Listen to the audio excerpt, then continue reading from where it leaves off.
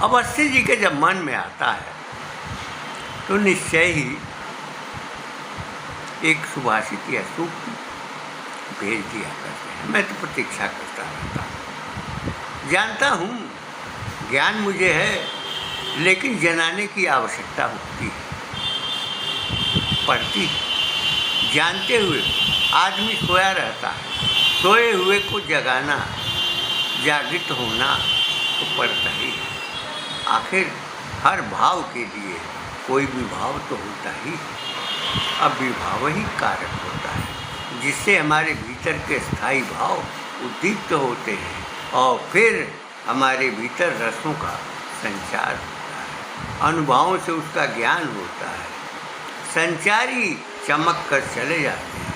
अविभाव, स्थायी भाव, अनुभाव और संचारी भावों को मिला करके ही रस बनता है।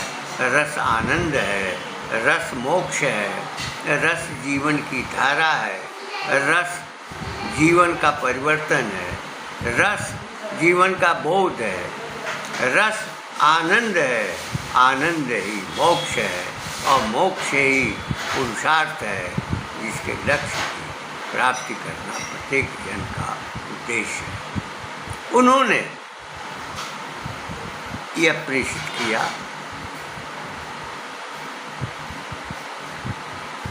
कि नास्ति विद्या समम चक्षु, नास्ति सत्य समम तपः,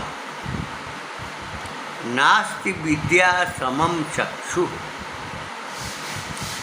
विद्या के समान कोई नेत्र नहीं और नहीं तप के समान। नास्ति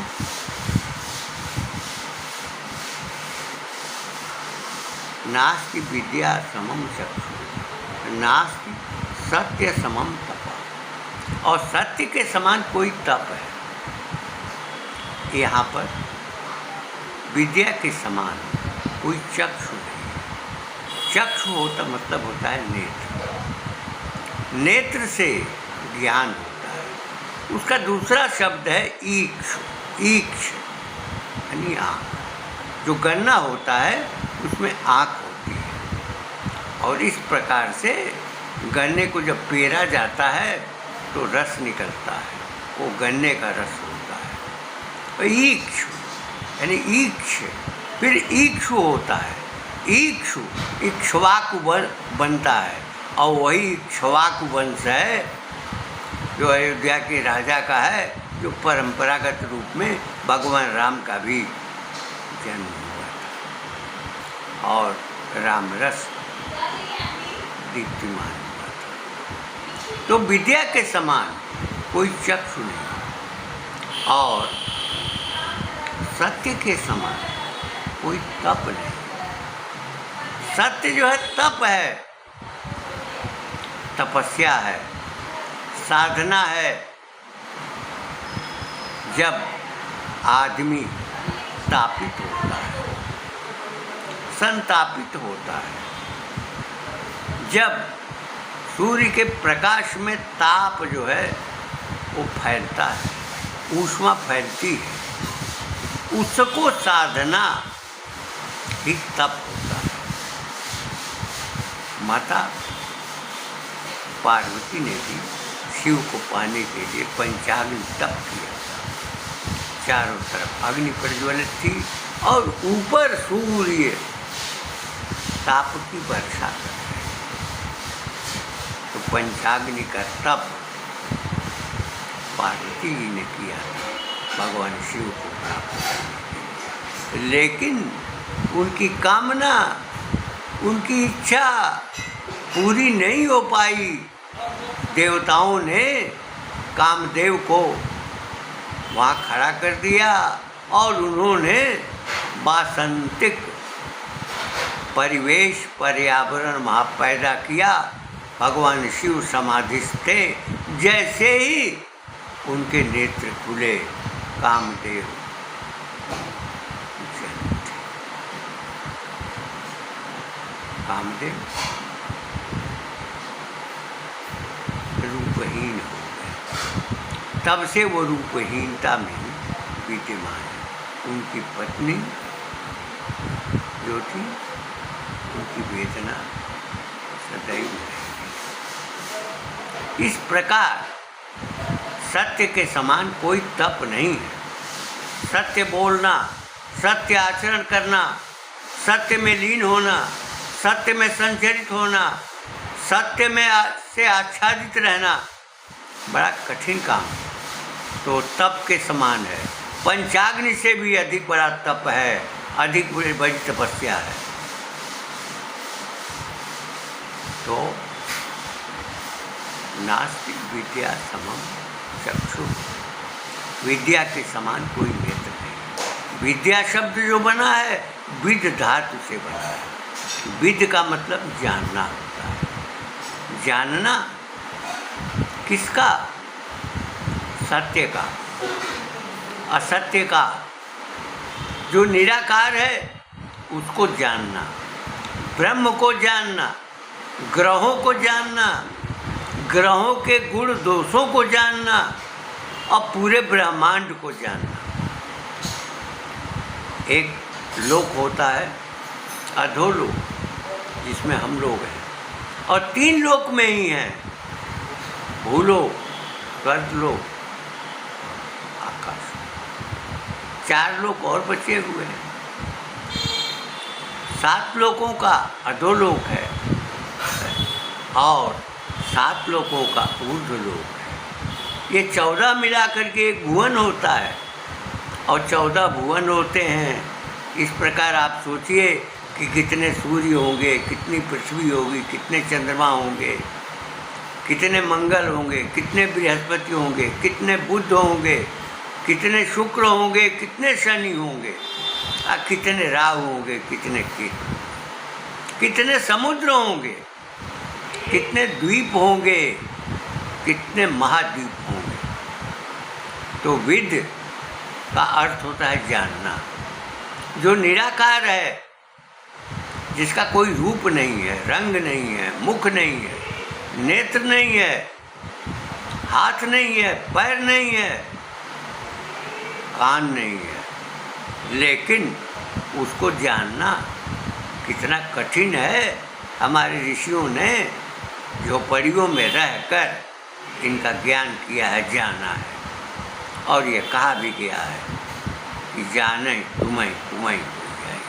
जो तुमको जान जाता है वह तुम ही हो जाता है, उस तुम्हारे ही रूप का हो जाता है। यानी वह भी अरूप होता है, अंगहीन होता है, मुखहीन होता है, पदहीन होता है। तो विद्या मूल है और विद्या के समान कोई तप नहीं है। सत्य के समान कोई तप नहीं है, विद्या के समान कोई ज्ञान नहीं है और सत्य के समान कोई तप नहीं है। इसी प्रकार से आगे वो कहते हैं कि नास्ति राग समम दुख, राग के समान कोई दुख नहीं है और नास्ति त्याग समम सुख, और त्याग के समान कोई सुख नहीं। ब्राह्मण जिसमें त्याग है, जिसमें तप है, जिसमें विद्या है, जिसमें सत्य है, इसी आधार पर उसने पूरी सृष्टि को आमलक बना लिया था। लेकिन जब ब्राह्मण अपने कर्म से च्युत हुआ है तो निसंदेह जो धरा है वह शोषण का शिकार हुई। जब समानता का बोझ नहीं रह गया, ज्ञान नहीं रह गया,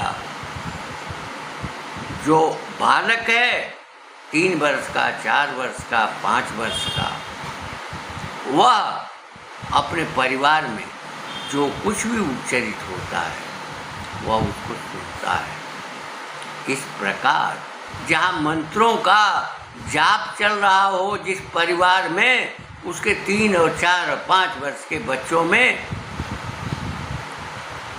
स्वतः ये परिवर्तन आएगा, जिसके घरों में लौहकारी हो रही होगी और हथौड़े का प्रयोग हो रहा होगा, उसे हंसिया, खुरपी, कुदाल यानी फावड़ा आदि का निर्माण हो रहा होगा। दरवाज़ा खोलने के लिए कब्जे बनाए जा रहे हैं। सूर्य पर पहुंचने के लिए यानों का निर्माण हो रहा होगा। चंद्रमा पर पहुंचने के लिए यानों का निर्माण हो रहा होगा। घरों में सामान रखने के लिए अलमारियां बन रही हैं। हथौड़ा और घन का प्रयोग आग में लोहे को गला कर और अपनी इच्छा के अनुसार जब वह रचना करता होगा तो 3, 4, 5 वर्ष के बालक में भी वह सीखने की प्रक्रिया होगी, वह जानने की प्रक्रिया होगी। इस प्रकार वह नीचे से ऊपर तक वो सर्वगुण संपन्न हो जाएगा।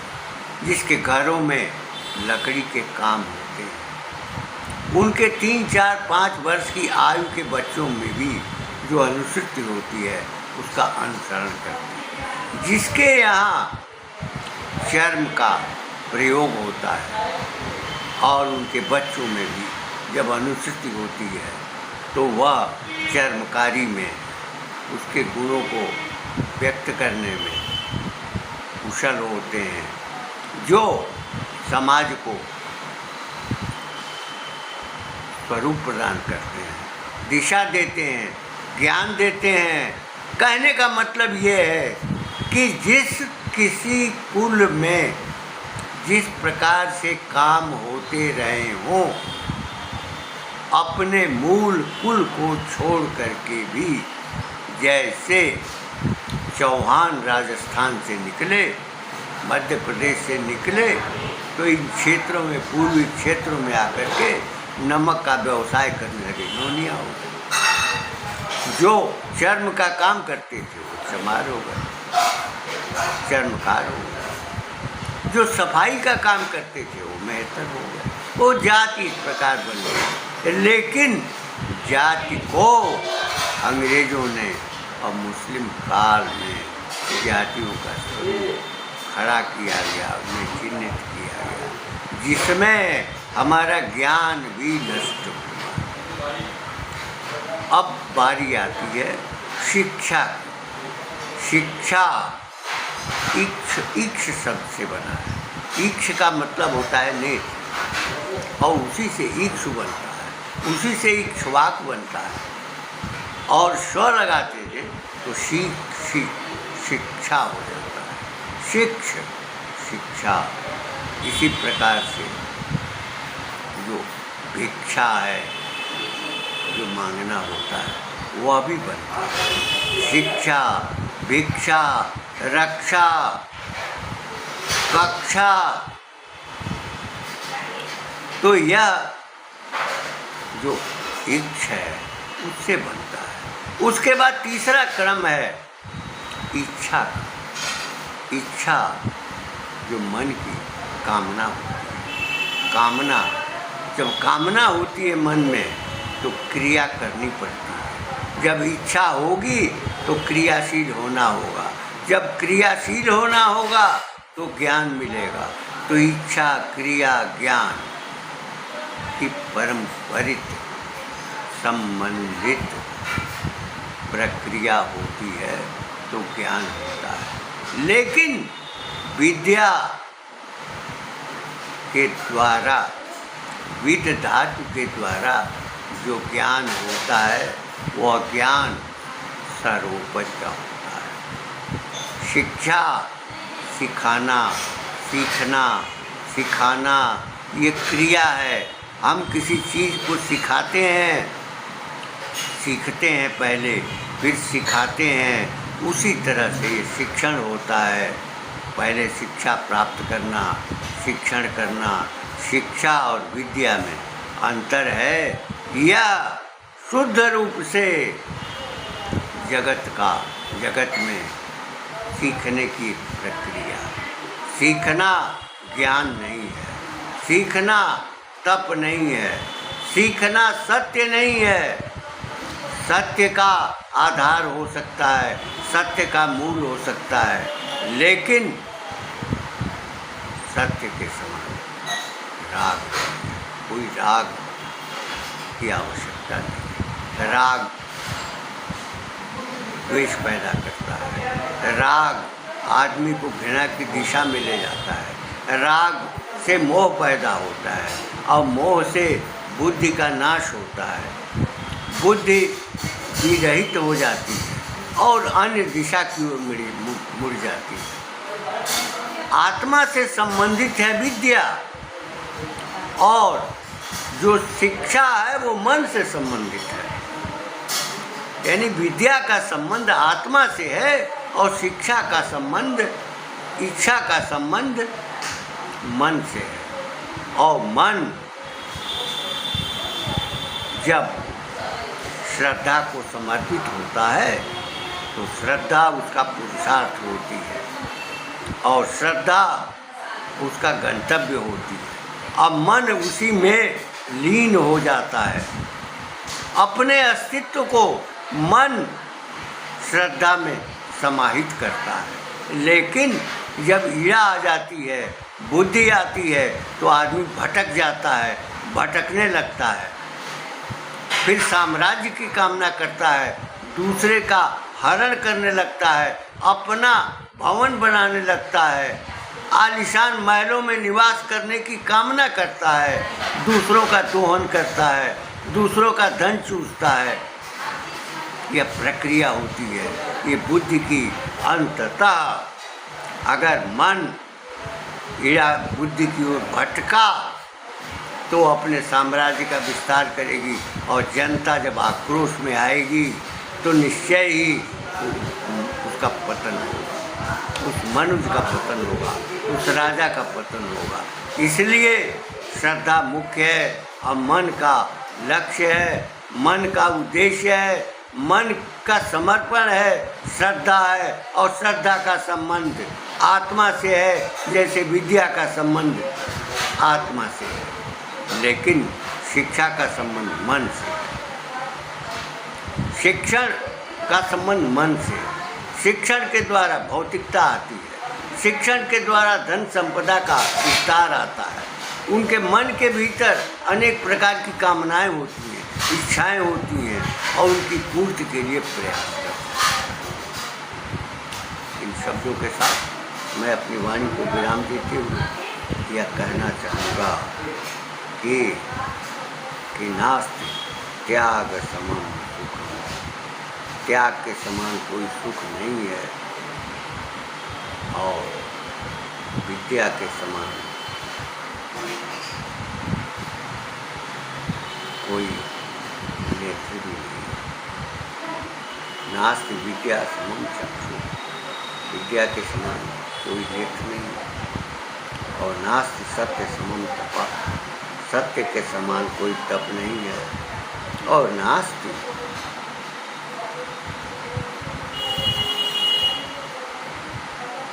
राग समम दुखम, राग के समान कोई दूसरा दुख नहीं है, और नास्ति त्याग समम, और त्याग के समान कोई सुख नहीं है। तो शिक्षा का अभिप्राय ने व्यक्त किया है। शिक्षा का संबंध मन से है, अविद्या का संबंध आत्मा से है, और यह भी कहा गया है कि इंद्रियाणि हयानाहु विषयामस्तेषगोचरा आत्मेन्द्रिय मनोयुक्तम भोक्तेत्याहु मनीषु। यानी आत्मा, इंद्रिय और मन से युक्त होकर के यह शरीर का जब भोग होता है वही आनंद है। इंद्रियाणि हयानाहु विषयामस्तेषगोचरा आत्मेन्द्रिय मनोयुक्तम भोक्तेत्याहु मनीषा। आत्मा, इंद्रिय और मन से युक्त होकर के इस जीवन का व्यक्ति को भोग करता है, वही विद्या का ज्ञान है, वही विद्या है। और जो शिक्षा है जिसका संबंध मन से है, और मन के द्वारा ही ये सारे विवाद होते हैं, सारे संघर्ष होते हैं। मन की ही चेतना है, मन का ही ये संसार बनता है और मन का स्वरूप ही इसका आभास है।